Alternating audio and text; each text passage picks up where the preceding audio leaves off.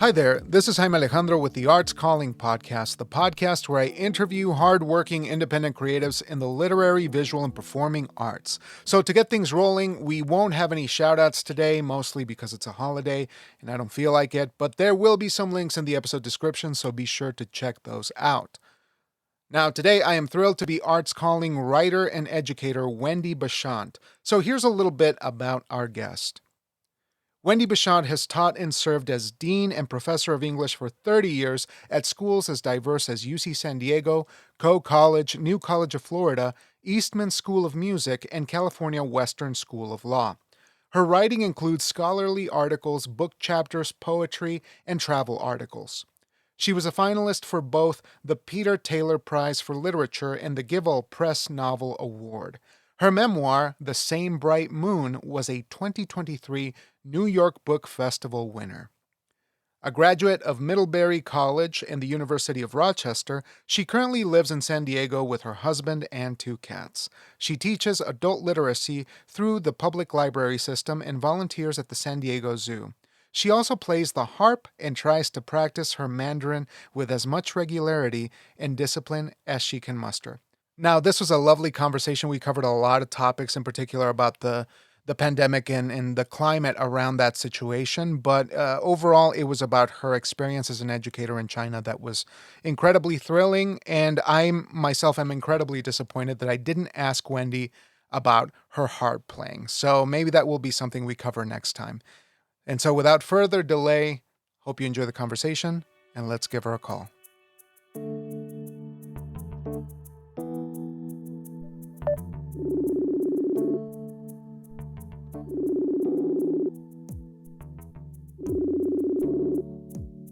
Wendy, thanks so much for your time. I really appreciate it. How are you?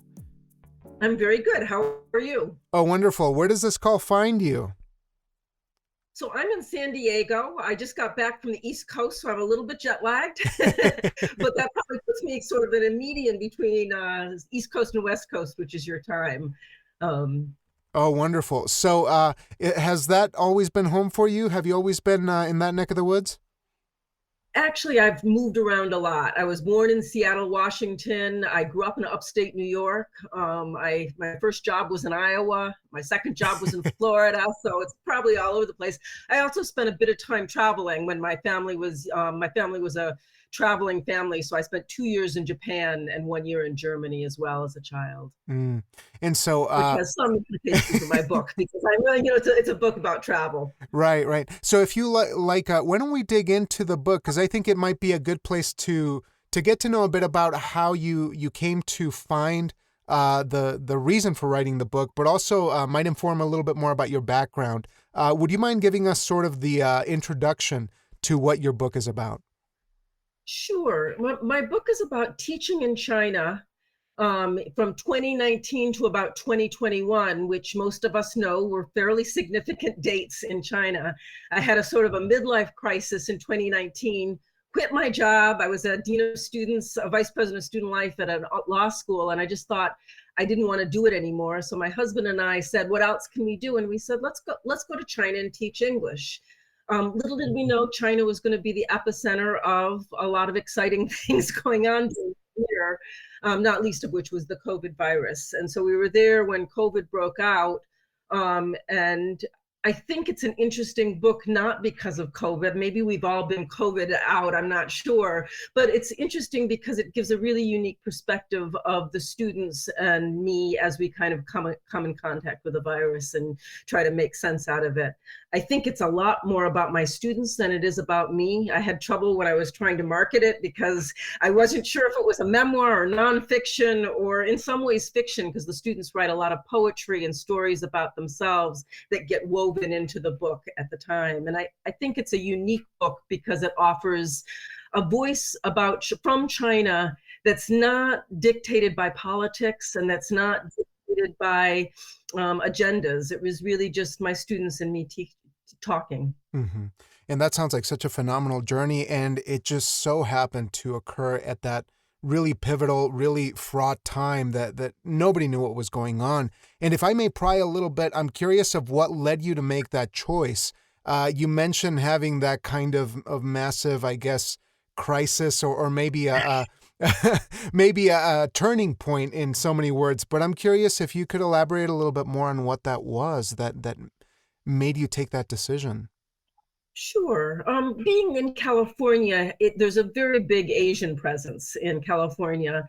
And so at my school, I taught at UCSD, UC San Diego, we had about 12 to 15% Chinese nationals in our school. And I felt somewhat compelled to want to be able to speak the language that especially I was meeting with a fair number of students. And so my husband and I, about 5 years before we decided to go to China, employed a tutor to come to our house and teach us Chinese. He's a physician, and so he had a lot of Chinese students, Chinese patients, and so being able to speak Chinese just a little bit. Chinese is not an easy language to learn. So when we started to think about going and teaching English abroad, China was at the top of our list. We'd been thinking about it, practicing it. Our Chinese was pretty weak, and so we thought maybe a year immersed in Chinese would make our language skills a little bit better. It did, which was nice. But Chinese still remains an incredibly hard language. Yeah, I can imagine, not only looking at it in terms of the cultural aspect of immersing yourself in this culture, but having the basic wherewithal to learn the language. That just seems incredibly daunting to me, but especially in your role as I guess somebody who's overseeing a lot of major happenings at a university or an institution like that, that cannot be easy in terms of the mental strain. Could you elaborate a bit about how you go about making this journey possible, especially while you're taking care of these other responsibilities? Because I know very little about that part of academics or sort of what that entails, but I do imagine that it must be pretty daunting work. Sure. So my job before I went to Jiaotong, before I went to Xi'an, was dean of students. And so basically when students, I always say that deans of students take care of the leaders, the people who are at the top of the class, and the students who are straggling, the students at the bottom of the class, for whatever reason. They may have mental health issues. They may have physical health issues. They might have gotten into trouble. Oftentimes I'll be dealing with conduct issues. And so you frequently we're seeing particularly students who didn't want to come to your office, students who needed some sort of emotional or physical support. I always like to think of myself as the shepherd in academia, where there are a lot of things that can pick you off if you're a student. There's wolves, there's coyotes, there's bad weather, and you have to sort of be there trying to help them find the path. And it was always rewarding when you saw them cross the stage. At UC San Diego, the way it works is we have colleges, and the colleges have graduations, and the graduations, oftentimes the dean of students is the person who reads the names out loud. That was actually another reason why I wanted to take Chinese, is I had to read many Asian names out loud, and I just massacred them the first year I did that. And I thought, if nothing else, if I can at least get the pronunciation right, I won't feel so horrible as they walk across the stage and I say their name completely wrong. So we welcome them when they come into school, and we wave goodbye to them when they leave. And a large percentage of students never interact with deans of students at all. Sometimes parents say, "Oh, I don't even know who our dean of students is," and I say, "You know what? That's a pretty good thing. It means that I never had to contact you, or it means there were no problems that way." But it's a rewarding job. I think of it as similar to being, my husband's a physician, and it's similar to being a doctor. You're trying to keep people well enough so that they get across the stage. It's an emotionally draining job, though, and I think that's probably one of the reasons why I felt like I wanted to go back to teaching, kind of go back to the basics. Right. That's got to be a phenomenal journey. But as I always say, one of the strongest things that somebody could do is have the wherewithal to acknowledge what their situation is, what their emotional situation is. But for you, since you've been in this world for a bit of time, where did you start in terms of your teaching education? Then we can get into the book a little bit, but now I'm just kind of going all over the place, so I appreciate it. Sure. So I I got a BA at Middlebury, which is in Vermont. It's a language school. It's a school very focused on international. So I guess my interest in international learning has always been there. I then got my master's and PhD in English literature and British literature specifically. So I taught 19th century novels. And my first job, tenure track job, was in Iowa at a small liberal arts college. There I had a fabulous mentor who was the chair of the department at Coe College, the small liberal arts college, and he was fascinated with Asia, and he hooked me up to the Asian students there. So I think you can kind of see the theme going through that. It was a wonderful school. I actually liked Iowa a lot more than I thought I might. I didn't have any contact to the Midwest at all, but I found that it was a nice place to start my career. The difficulty was my family lived in San Diego and I didn't know anybody in Iowa. So I started looking for a job in administration, which is a little bit easier to move around in than a tenure track. You're sort of there for life. And I sort of felt, I think this is a theme, but I sort of felt the doors closing on me and I wasn't going to be able to move and I was stuck in the Midwest. So I got a job at a small liberal arts college in Florida that has recently been in the news. It's a public liberal arts school called New College of Florida, and it's become a political football down in Florida. It wasn't a political football when I was there. It was a very liberal school. It doesn't have grades. It was very kind of liberal leaning in terms of education and learning styles. There's no grades. We had terrific students, really, really smart students who were willing to take a risk. I was there still far away from family. So when the job opened up at UC San Diego and I got it, I moved out here. Yeah. I mean, that does sound like an interesting trajectory. And I'm intrigued by I imagine the swells and surges of political climates in education. They have to be so erratic, it might seem, but maybe you as seeing as an individual who has a bird's eye view perhaps on what's going on in some of these institutions, what have those changes been like for you? Because as somebody who's seen some things in that realm, I'm curious of what you think of these swells and surges of political discontent on various ends of the conversation. I might say that kind of jumping to the end of my career, when I came back from Xi'an, I considered going back into education, and things had changed so dramatically since 2020, since COVID, since blue state, red state language. I didn't have the stomach to go back to it because I really think that education is sort of the front line of politics nowadays, which is a shame. You know, students should be able to learn the whole kind of book banning stuff frightens me. This is kind of apart from where we are. I think it ties to my book in interesting ways because my book ostensibly is about COVID, but I think it's also about the political climate that we're in right now, because I had this really weird comparison between the Trump tweets that were coming out all the time and the communist CCP and the issues that I had to deal with that way. And I found more and more, although my book is not political or tried not to be political either in China or in America, it was just fascinating as I had to put the Trump tweets into some sort of context for the students who understood the CCP. So it does end up being probably more about the politics of the time than COVID, although COVID was connected to politics without any doubt. Without a doubt, yeah. It was always funny because I'd come into class, I was teaching American culture, and I'd come into class with a lesson plan and an idea, and one of the students would come up with a tweet and say, "What does this mean?" And I'd think, I have no idea. Let me do research and find out what it means. And so then we'd come back and end up talking about American history and American culture, and that ended up being more of my class than the culture class that I had planned. Oh, that's so fascinating to be able to not to act as the representative of America in those situations, but it feels like you might have felt that pressure perhaps to explain the burden, of an entire country. But if we could talk about being in that environment and when you get there on that first day, can you share a bit about what those feelings were like of meeting a class and trying to get up and running, I should say? Right. There were so many things. It was a culture shock kind of on so many different fronts. I arrived on August 26th, 2019. I had no idea even what I was getting into. I had no course plans, no list of the classes that I was going to teach. I had gone through a lot of gyrations to get a work permit at the time, and I arrived at a school that's a lot like Caltech or MIT. It's called Jiao Tong University. Very smart students, very talented students I knew, but that was it.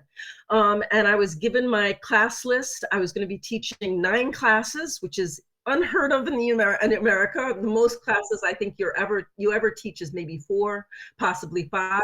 I was going to be teaching 9, about 220 students. 4 of them were going to be writing classes, which are also intensive writing and teaching advanced writing to sophomore students in college. And the other ones were going to be American culture and literature classes, 4 American culture and literature classes.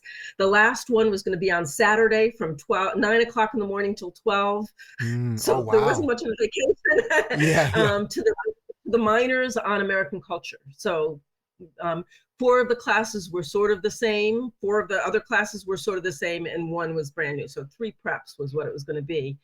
I'd gotten this. We went into a meeting that was for the foreign teachers. There were no Americans, but several British expats in the room. It seemed to be kind of I found the job on a British expat on a Cambridge website. I was kind of just searching, and it was a random, I heard of the school, so random, I wrote to them and they said, oh yes, we'll take you. Come to find out they hadn't had American Ph.D. student in a while. And so they wanted to have somebody who could teach their advanced classes.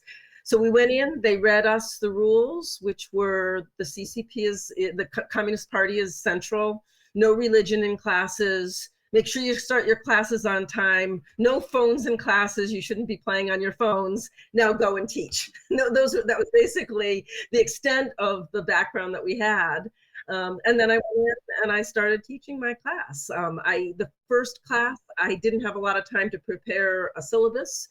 So I went in with a lot of questions, asking them what they expected, what they knew about American education, so I could start to kind of create some sort of a comparison. It was also a survival technique to find out what they expected from me, Right. and how they wanted me to teach. It ended up being that they wanted the students expected a lot more lecture than I was used to. I was much more of a discussion kind of person. And so I pushed them a little bit out of their comfort zone. We put our classroom into a circle, which they all in the beginning thought, what are you doing? And then in the end, they teased me about it a lot. But it turned into a really, really fun moment. There was one thing that a student said to me that struck with me, is she said, I had told them that I thought I might write a book. This was about 3/4 of the way through.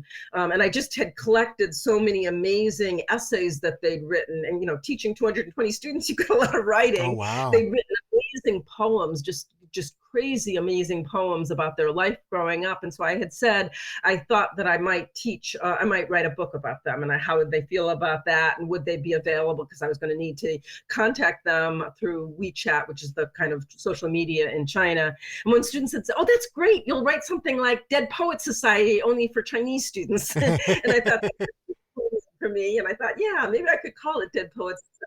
Oh no, that's already been taken. But that is where the book The Same Bright Moon came from, was this whole notion of how I could capture this sort of collaborative environment that you have when you teach, that seems to escape politics sometimes. Maybe I'm naive that way. And we did have political arguments and political moments that were tense, particularly towards the end. But at the same time, I really felt like I was learning from them and they were learning from me. That's so remarkable. And for a moment, I completely forgot about just the practicality or the mechanics of running a classroom that size. That seems like just a Herculean effort to try to sort of manage and keep everyone engaged. But you answered my question that I was going to ask you recently, is when did the inklings of a writing project sort of begin? And it seemed like it was pretty early then when you first got the inclination, right? COVID. So what happened was my husband and I set up a blog to communicate with our family. We weren't sure how easy it was going to be to communicate in China. We heard that there was a firewall. It ended up being that it was fairly easy to communicate through VPNs. So we talked quite a bit, but I set up a blog. And in the beginning, we had maybe 10 people read our blog. I'm sure one was my mom and one was Dave's mom and one, so it was a very, and we put up stuff that we'd learned about from our students and such like that.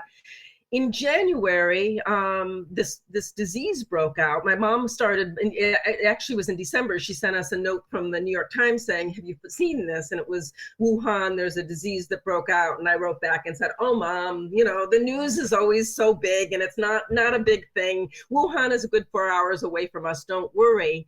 And then it became something. And so I watched the blog numbers and it went from like 10 to 15 to 1,000 a week, because people were sharing all over and we're reading about it. And then starting in March, we got 10,000 people a week. And I thought maybe I should turn this into a book because it just feels as though people are interested in it. I worried once I got the book actually written that people were sick of it. But as I say, I think we should still be interested in China because China is still in the news in various ways. And so I think it's still worthwhile. Yeah, and I couldn't agree more because the repercussions of something like this will be felt for a long time. And to have a document that was real time there as something like this was unfolding, I can't imagine the relevance and how it will continue to gain relevance as the years go on.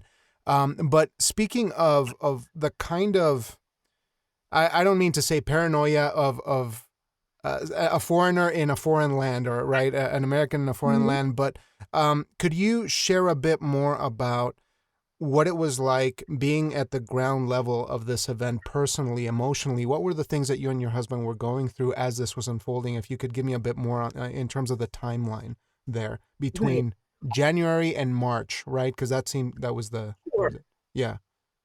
Sure. Maybe we'll start in December because what happens is we gave our exams. My first exam was on Christmas Day. And then I had a couple more exams in January. And my husband and I started talking about what we wanted to do for the break. We had a 6-week break before the Chinese New Year, and then we'd come back after the Chinese New Year. My first thought was warmth because we were in Xi'an and it was freezing cold and the pollution was terrible. The thick smoke and smog is real. And so we said, let's go south. And my husband's first thought was Sanya, which is a little bit like the Hawaii of China. I'm not a beach person. And so I said, how about Shanghai? We haven't been to Shanghai. Dave's like, Shanghai's almost the same level as Xi'an. There'll be a lot of smoke still there. So we settled on Guangzhou. Guangzhou is southern, beautiful. It's the gateway to Hong Kong, so we might take a train down to Hong Kong. At the time, there was a lot of unrest in Hong Kong, so we weren't sure. The State Department was saying, don't travel to Hong Kong. So it was funny because our focus was on, should we go to Hong Kong or not? Should we go to Hong Kong? Not COVID at all. We traveled to Guangzhou. It's lovely and beautiful. It's warm. And we decided, let's go on to Hong Kong. It's fun. I love Britain. It's got a lot of British impact. And we get to Hong Kong and it's empty. And we assume that it's empty because of the unrest. And so we take pictures of ourselves in front of all the hot spots of Hong Kong. And we start to get texts from our students in Xi'an saying, you got to get out of there. That's a really bad place to be. There's a bad disease. You should go home to the US, or at very best go back to Xi'an. Xi'an has only 12 cases. Hong Kong has many, many more. And we're like, what? Really? I don't think we should worry about that. And we write back to our students, don't worry. And a bunch of the students, particularly ones who were in the medical field, my husband was teaching medical students as I was teaching the literature students. And they said, no, we're serious. You need to go. So we look at each other and we say, well, let's go back to Guangzhou. So we cross over to Guangzhou. In Guangzou, we had a couple friends. And when they found out we were back, they're like, don't come back. They brought us masks. They first of all said, you need to get masks and sanitizer. We went to the drugstore. There's nothing there. And it was a little bit like apocalyptic. You're right. There's not that many people. The shelves are empty. We don't have any sort of sense of why. The person from Guangzhou, who was mostly a very dear friend of one of our friends in San Diego, who spoke very little English, did a lot of Google translating to us saying, go home, go home. We said, we're not going home. We don't have any health insurance back in the US. We have health insurance. First things first. So we get our airport plane ticket changed. And we get into the Guangzhou airport. I can read you the beginning of my book because it's actually got some of the Guangzhou, if that's okay. Yeah, that'd be lovely. It's Guangzhou, January 22nd, 2020. We walked through an empty airport built for a city of 15 million, and there wasn't a soul in sight. Airy windows, 2 stories above our head, seemed made for giants. Fluorescent and natural light merged, creating an unholy glow as we wheeled our suitcases through this completely vacant terminal. Steel supports stood sentry at the building's entrance, forming a series of V's. V for virus, V for vector, V for virulent, I whispered to myself as I studied the simple geometric pattern before entering the building. The sturdy metal zigzagged through the entrance hall like crooked bolts of lightning. They were the main structural supports of the Guangzhou International Airport. At one of the ticket counters, a person wrapped in white plastic peered at us through a window behind a closed door. Twice we'd been notified by the airport that our return tickets had been changed as the new virus began to close down domestic travel. We'd stopped at the counter to get tickets reissued and confirm that our plane was leaving to Xi'an was scheduled to leave, but the person looked through the window and disappeared down a hallway behind a closed door as soon as he saw us. We adjusted our masks, turned to the automatic ticket kiosks to print new boarding passes, and then made our way towards the security. All we heard was our steady breath and the protesting squeak from the wheels of our luggage. As we walked down the terminal's wide, empty boulevards, the same V patterns, the lightning bolts from the steel supports at the building entrance could be seen outside. V for virulent, V for virus. We walked to our gate through the eerie light. And so that was our experience. And it was like we really had entered a new world. We got the plane had about 100, had a room for about 200 people. There were only about 15 of us. We got off the plane in Xi'an. We went to the subway.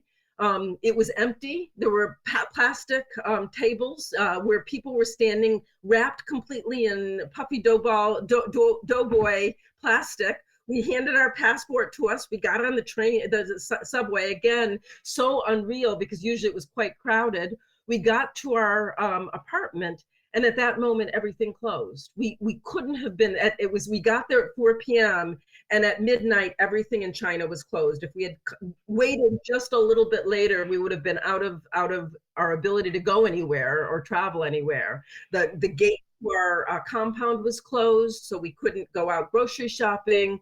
We eventually got coupons where we could go out one person for 1 week to go out and be able to buy food. But it was just all of a sudden like you'd entered this brand new world.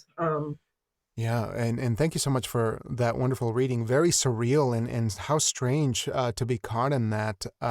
How did you feel the communication was on a national level when you were there? Because I obviously that there's a lot of discussion about how the CCP communicates and shares that information. And I'm curious from your perspective, if you could share a bit about how that was for you. Did it add to that paranoia, to that lack of knowledge, or was it something that you felt they were being transparent about? I don't know if I can say that with a, yeah. The Chinese Communist Party is top down, right? What they say you do. And there was something weirdly comforting about that. You're going to wear masks? Okay, we'll wear masks. You're going to download an app that says that was called a health app that basically said that if you came in contact with anybody with COVID, your health app turned red. So I was always like, what do I do if it turns red? What if it's a false positive? But nevertheless, it felt when you were around, you knew no one else had that red app, and you knew you had a green app, so you had a little bit more confidence as you were walking around in this sort of crazy place. They said that you were going to have coupons, and there was a certain sense that, okay, I'm glad, because I don't know what else, I as I watched it break out across the world, particularly in Italy, that's where it started first. Right. It just seemed so chaotic. And I felt like when I looked around here, we had these very stern guards who had, Dave and I always joked about them, they had these thermometer takers that looked like plastic guns. And so when you walked out, they'd put the gun to your head and you'd be like, and it was always came up, you were always like, I hope it doesn't come up 101. It was a high temperature, you're suddenly whisked off to the fever hospital. They built these fever hospitals in about 2 weeks. And our teachers kept on writing to us saying, reassuring us, saying, they've got the fever hospitals built. And I think, oh, I guess I'm glad. I don't know whether I'm glad. I hope I never find myself there. Yeah. Yeah. So it was the message that we got from the government was, we're in control. Don't be afraid. We've got this set. One of the more weird moments or surreal moments that we had is maybe a few days after the doors locked on our gates, we had this never-ending parade of supply trucks that came under the bridge where we go. And it was supply trucks taking food to the grocery store. And so there was never empty shelves because they were very, very, regimented, bringing these, toilet paper and all the things that we didn't have, whereas my parents would send us pictures of Costco and they'd say, look at the, it's a crazy, things completely bought out, even things you wouldn't think you'd want. You all of a sudden think, maybe I should get it because I don't know whether I'm going to ever see it or not. They said we have tons of paper towels, but I found myself buying a big roll of paper towels just because I was afraid it was going to be there. That wasn't the case in China. There was this sort of sense of military confidence that was being portrayed. Clearly, it was a message to their people as well as to us, not to us as much. But it was a really interesting contrast to what we had going on with us. And I think it's something that could never happen in the US. Absolutely. One of the things people often said is, do you wish that what happened in China happened in America? And I said, it's a useless wish, because it's just, the trust in government in China is pretty high, and the trust in government in the US is pretty low and getting lower. And I think that those two things suggest that we can't really compare our governments because, anything our government says, we immediately go, no way. And they immediately say, okay. I think over the 2 years I've been writing my books, I've seen more distrust from some of my students in their government. Some of my students, I won't say who, participated in what was called the blank paper revolution. I don't think it got a lot of coverage here in the United States, but it was in about 2022. I get the dates all confused, but sometime around then, where there was just lockdown after lockdown after lockdown. And in the beginning, when I was there, the lockdowns were respected. We accepted them. We figured they'd figure out a way to feed us. We never were hungry. There was always a way to either get out or food that was distributed to the compound that we lived in. I think by the end, people were getting tired of it. And some of my students, what it was they went out and protested when they were supposed to be in lockdown with blank paper, with white paper in front of their face. There's cameras everywhere in China. So they went out, came and talked to us and said, do you think that was a good idea? And do you think it's safe? And our government is saying that COVID isn't safe. And I said, I don't know. I said, I think that it's a lot safer than it was. I seem to be one of the unusual people. I never got COVID. My husband got it twice, but I never got it at all. And my husband, when he got it, it was serious. He said, and that's what he told the students. He said, I think that your government recognizes that large portions of your population could die. I think the difficulty is whenever you're talking about China, you always have to preface it with, by 1.4 billion people live there. 350,000 people, 350 million people live in the United States. Whenever they're talking about a vaccine, unrolling a vaccine for 1.4 billion people is a huge contrast to unrolling it for 350 million people. I think one of the interesting numbers that I came across when I was doing research for the book is that I was interested in who is Gen Z. How many students, I was teaching Gen Z. That's what my book is about, is China's Gen Z. There's 250 million Gen Z in China. That's almost the same number as there are just people in the United States.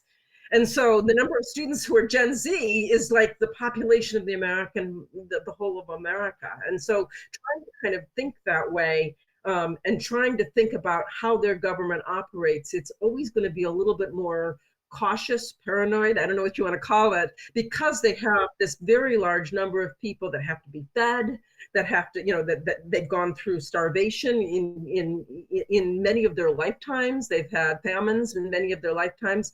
They've had many plagues in many of their lifetimes. And so trying to kind of organize in that way makes it just a really different world than the one that we live in.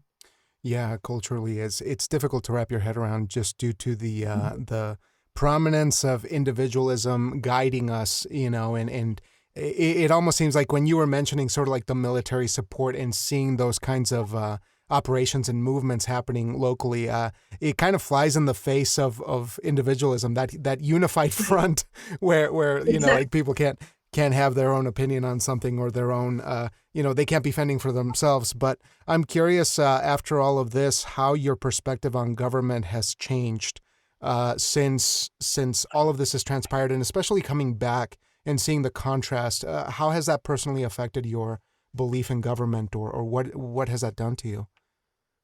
I'm an American.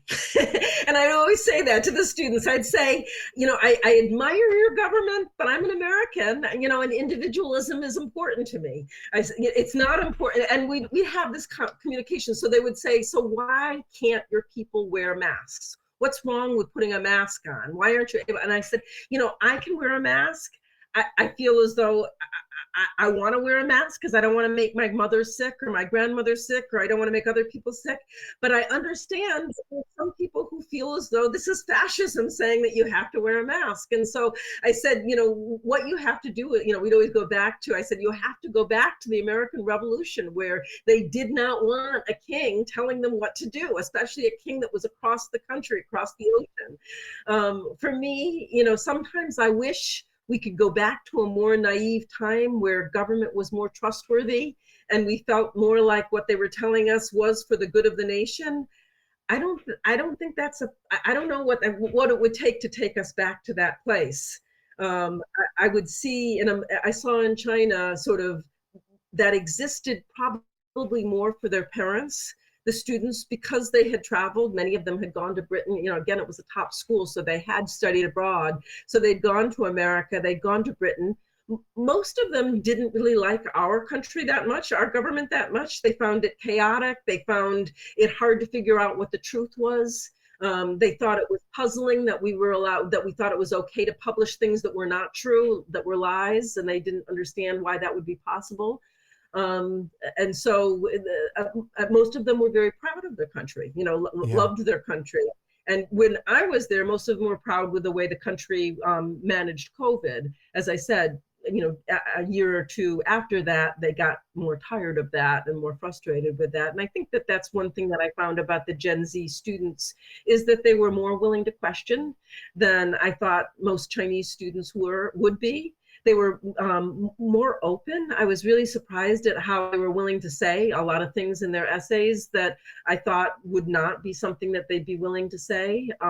When I went to publishing, I was really, really careful about asking them, is this okay? Can I put this in? Do you want to have your name connected to it? They have two names. They have American name that they used in my class because they've been learning English since they were, 6 or 5. Wow. And that's the name that I knew them by. But when I was putting together the book, I said, do you want me to use your Chinese name? Do you want me to use your American name? Most of them wanted me to use their American name, not their Chinese name. A few did want me to use their Chinese names. A few wanted it to be anonymous, and a few said they didn't really want it to be in there at all. And I recognized that and put that into the book, as part of the pieces, because their voices are very strong, and I wanted to make sure that they were willing and confident enough to have it in there. I didn't want to get anybody in trouble for obvious reasons. Right, right. And I was curious. I'm glad that you mentioned, as you're putting together this memoir, how you go about reconciling something that might be considered sensational, because this is a topic that is so charged in many respects. But how do you find the foundation of your own story? Because very easily it could be swept away by what COVID is in the news and the media and other perspectives. How do you find the anchors of your own life within this, given that there's so many moving parts around this memoir? Right. Well, it went through a lot of iterations. It's got at least 5 different titles, and and it started out being almost, I pictured it like an anthology with their voices and not me at all. And then I worked with an editor, and the editor felt like it needed me in there. And I was, Mm, I'm an academic, when I write academic books. The whole thing is to kind of distance myself and not let myself be in there. And so that was obviously the most awkward part that I had. Even to the very end, I had people say, you got to bring in your feelings. What were you thinking here? How did you feel about that? If you read the book, you'll see kind of me gradually emerge. But I felt like my purpose for writing the book wasn't to sensationalize COVID.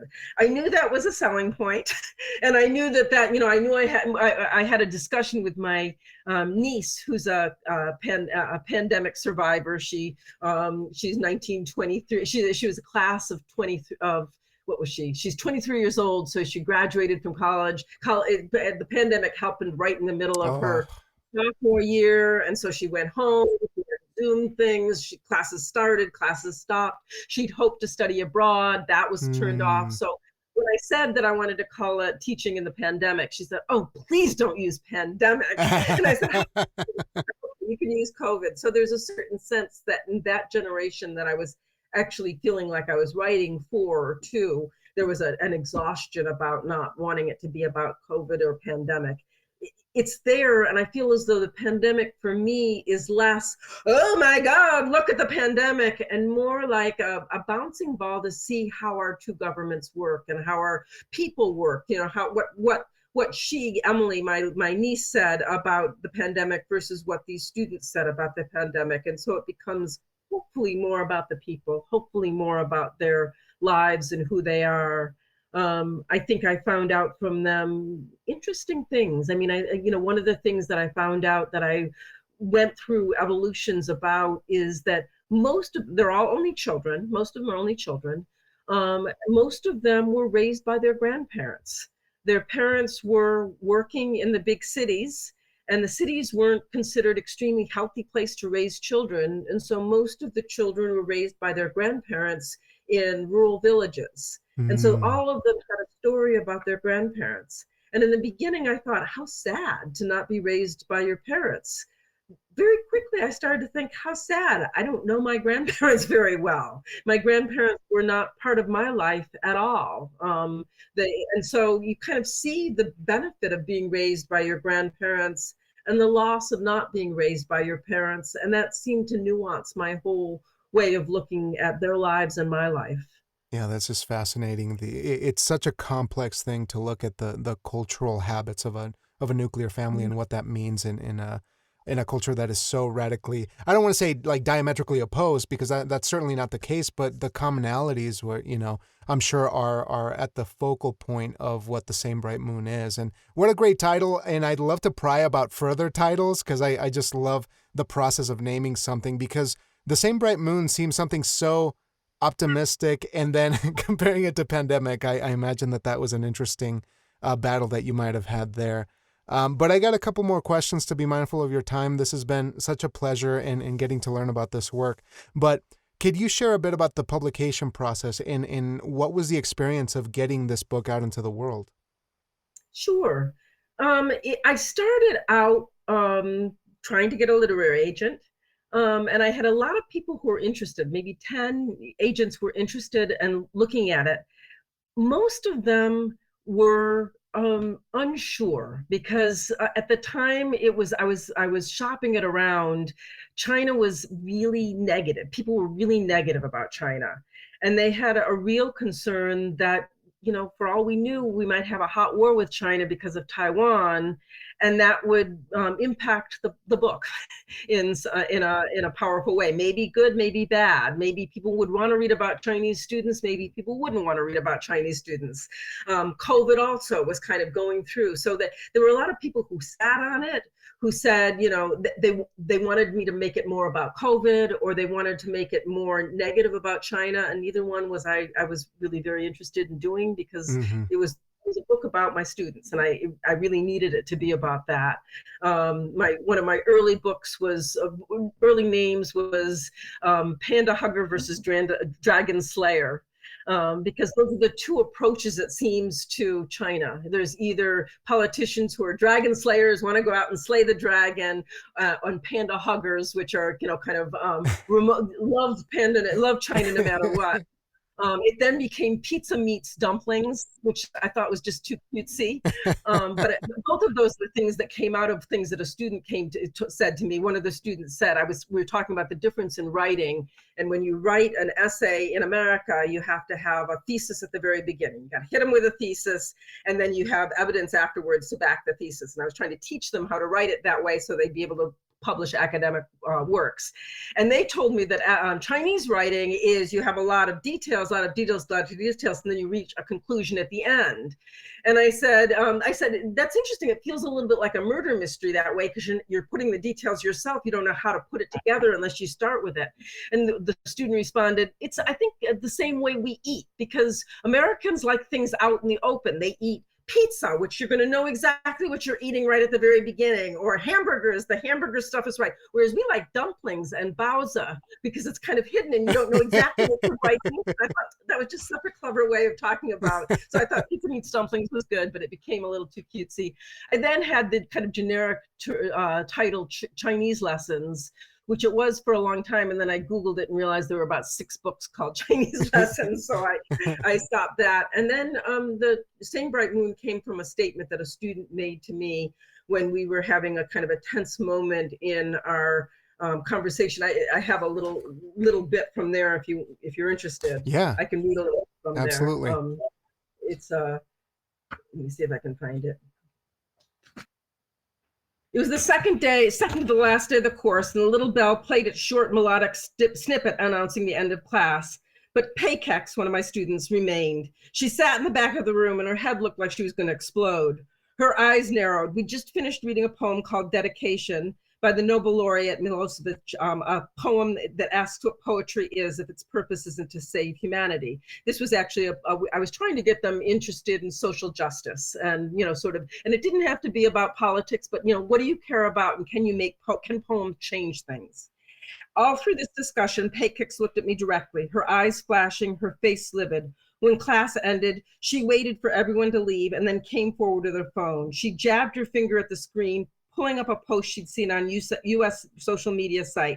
Shit made in China never lasts long. The Chinese virus will die soon. She then pulled up a few new tweets coming from the White House blaming China. Why does your country say this? Is this what your leadership is about? She asked me. It only makes me love my country, makes me feel more love for my country. Are you stupid? A virus has no borders. We all see the same bright moon. We all live in the same country. We all share the same destiny with people all over the world. I hadn't seen the post before she called it up, and I had no response. I knew that Paykex wasn't Han Chinese. She was actually one of several students that I taught from Xinjiang province. Her parents were both from different minority groups, and she told me early in the semester that they spoke different dialects from each other. She told me early from each other, which raised challenges growing up. The family relied on Mandarin to speak to each other, and her Chinese name, Peijian, embraced her region's diversity. She was named after a historic Kazakh princess. China isn't primitive and isolated anymore. People should visit China and experience the life here before they give this judgment. We have 55 ethnic minorities. Histories of Xinjiang has 13 ethnic groups with brilliant art and culture. What about your country that kills your ethnic minority, like George Floyd? She was choked with rage. And this was right after George Floyd was killed, and that became a whole discussion that we had with students about minorities and the ethnic minorities and what that meant in our country. It was wonderful for me because it forced me to think about what my country is and what my country does in a really, really charged way. And so Same Bright Moon is a positive statement. I wanted to start with that, kind of reminding us all that we do see the same bright moon. It actually comes from a Tang Dynasty poem I discovered, where there's something called the Same Bright Moon. It's in the opening of the book in 800 AD, so a long, long time ago. But it says, over the mountain, we enjoy the same bright moon under the same clouds. Even in two places, we still miss each other. And I thought it was a beautiful poem that, came from a charged motion. But as I discovered more about it, I found that, we really should, in this world of war, in this world of conflict, try to find that same bright moon that we see, or there's no hope. There's finally no hope for us, I think. I think teaching is like sort of this moment where you're not bashing each other, but you're listening to each other, or in a good teaching situation, you're truly listening to each other. And, the best classroom I've ever been in is one in which I learned from my students.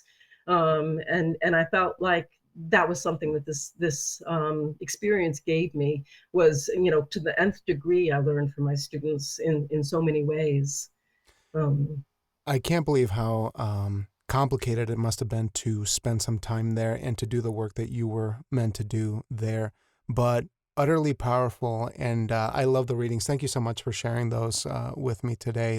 They were really incredible. But I have one more question for you, because I think that was a beautiful statement to kind of wrap it up on. But I'm going to ask one more of you. What is on the horizon for you as you complete this book? It's out in the world now.